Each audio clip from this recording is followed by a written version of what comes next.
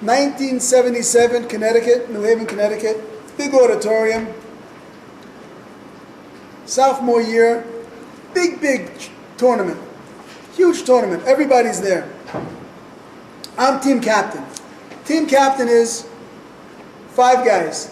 White belt, yellow belt, red belt, green belt, black belt. I'm the black belt. Team captain. Another team. We're Korean, representing Korean style. These guys represent Japanese style. These guys represent, I don't know, some other Asian style. Okay, they all get together. We're fighting in the morning. 7:30 in the morning. Everyone arrives in the auditorium. Till 9 o'clock registration. 9 o'clock they start fighting. It's individual fights. It's you against you. Losers out. Winner goes up a rung. These guys fought. Losers out. Winner goes up a rung. They keep fighting until they have it till 5 in the afternoon. And then in the evening, 8 o'clock, the community comes. Thousands of people come. And then the winners fight it out. 11 o'clock at night, the teams fight it out. So you've got, on this team, you've got, he fights this guy, he fights that guy. 3 wins against 2 wins, they won. They go up a rung. And then it goes further until you have a team championship. The morning was great. I won my first bout. I won my second bout. I won my second bout. Third bout wasn't going so good. About 12 o'clock in the morning, standing there looking for an opening. My opponent swings around. His left foot smashes my face. And my nose goes off to the side. It's okay, it's okay, it's okay. It's okay, it's okay. It's working now. It doesn't hurt anymore.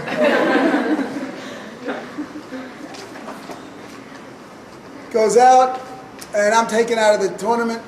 They fix me up, they put cotton in your nose, they fix it, they straighten it out.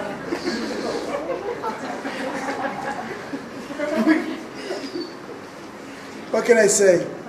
It wouldn't be such a painful story if it was the only time it happened. Unfortunately, that was the first of 3 times that it happened. The good news is, by the 3rd time, you figure out how to fix it yourself. I love to see the looks on people's faces when I say that. It's okay. Standing there, he's disqualified because he broke a bone in me, but I can't go on. We're finished. Go outside, and the Koreans have a great way of dealing with injuries. You probably have never heard about this, but what they do is to treat almost any malady and injury and stuff like that. What they do is they feed you rice.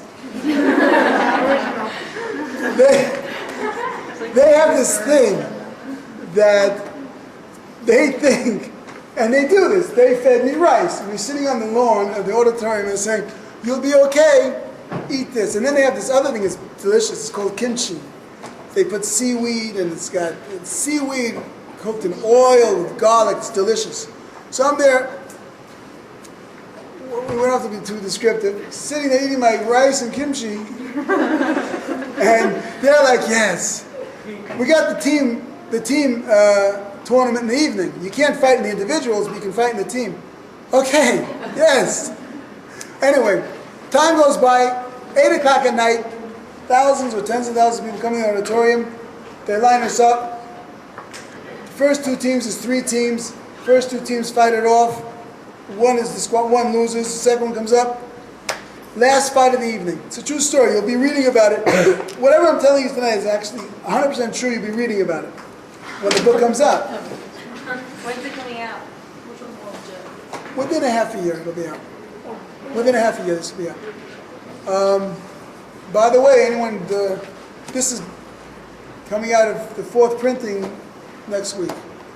So, anyone whose sister is getting married, look, we're Jewish, we got to plug ourselves, right? So this will be 4th printing. It's out of stock right now. Next week it'll be back in the stores.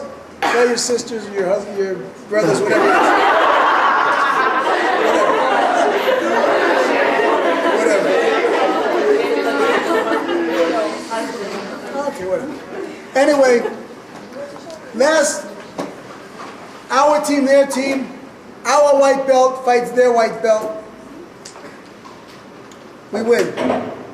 Our yellow belt fights their yellow belt. We lose. So it's one-on-one. These are the wins. Our green belt fights their green belt, wins.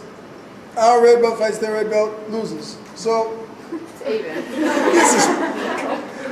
You see, a big karate guy can't figure out which fingers. Okay, it's 2-2.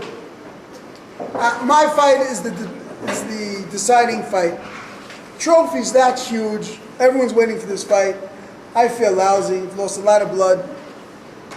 I get up there, we do the bows, center referee, referees in every corner. We start the stuff. I don't want to do this. He's like taller than me. We start. I go, he goes. I go, he goes. It wasn't my most illustrious hour. He gets a point. 3 minutes fights. 1 minute overtimes. He gets a point. I'm like dreaming already, I'm delirious. I get a point. 3 minutes is up. No more points. Goes into overtime. Now a minute doesn't sound like a lot of time, right? What's a minute? In those situations, a minute is a world. Your awareness is quick. Time goes very slowly. You're in a different dimension. Go into 1 minute overtime, and I'm like saying to myself, I don't need this. I don't have any strength left. I don't need this trophy. My teachers, and my teachers are on the side yelling, go get him, Flip. Don't worry about your nose. Don't worry about my nose. That's all I'm worried about. Don't worry about the bleeding. Wow. Would you explain that to me, please? And I'm like, all the rice and the kimchi, maybe it fixes them, but I'm Jewish. That doesn't help us. We don't, we need other stuff to fix us. Go into 1 minute, and my mind is going really fast, and all I'm saying to myself, it's ridiculous. They just want their team to win this team. It's like Koreans against Japanese. And it's like they're still in the war 50 years ago. They don't know. And it's not our war. We have other wars. Go fight them in the street. Go into overtime, and I'm delirious. Go into the 2nd minute overtime. And I'm trying. They're yelling, go get him. And I'm going, yeah, go get him. I'm trying. He's trying. No points. And I'm trying my best. I'm trying. And they're yelling, in the audience and the thing and the thing. And I'm like, oh my God, I don't know. But I'm trying my best. At that moment, a minute and a half into my 2 minute overtime, the last 30 seconds, something happened. There's a word in English called imploding. There's a word called exploding. Exploding when you go out. Imploding is when things come together. My mind imploded. This was a very pivotal time. This was a very pivotal moment in my life. At that moment, I figured everything out. I said to myself, okay, the karate and stuff is great, it's exhilarating, but there's some ego involved. I'm kind of like a soldier. I'm kind of like a pawn in a certain respect. And then I said to myself, okay, if that's true, what else is a pawn? And I said to myself, well, a lot of life is a pawn. And a lot of life is ego. And a lot of life is like maneuvering. It's not truth. And it's kind of like positionings. And then I said to myself, what else? And I said, but maybe the religion is not. And it imploded. I said, what about the rabbi? This is like a millionth of a second. And so the rabbi is this humble man. He sits at home. He invites people to his house. He speaks words of wisdom, even if not all of us are asking for it, but he's speaking words of wisdom. And he's doing good deeds. He has a philosophy, as a mission, I said, wow, that's my religion too. That's all I needed. You know, if you have like a little door open, you know, it's like totally dark, but there's a little door and like you'll see a little light, the room is not dark anymore. when you have that sliver of light, it's not dark anymore. That was enough. That started the second portion, the second period of my life. We got to the end of the match, and everyone at this point, everyone asked me, everyone asked me who won. And the answer is, no, it's a valid question. I won.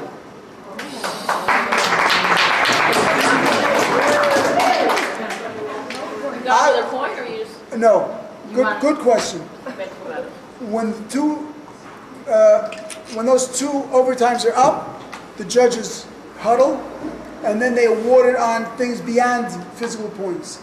And they raised my hand and said, fighting spirit and determination. I won it. Now, that's the end of my first of three stories that I prepared for you tonight. It's a true story. And I just want to finish that off by saying, from that point on, I became much more serious with Rabbi Hecht. But what was good about that story was my teachers believed in me. And they pushed me to my limits. Good things came out of it. And good things would come out of it later on. But that was the first time in my life that somebody believed in me. They believed in me for 8 or 9 years. And I came out a winner of that fight. And I'm very proud of it. Now I'm going to take a little break. You ladies can sing your nigunim, whatever the ladies do. And then I have the second time someone believed in me. The second one who believed in me was the Rebbe, and that would be 4 years later. That was the second time. L'chaim.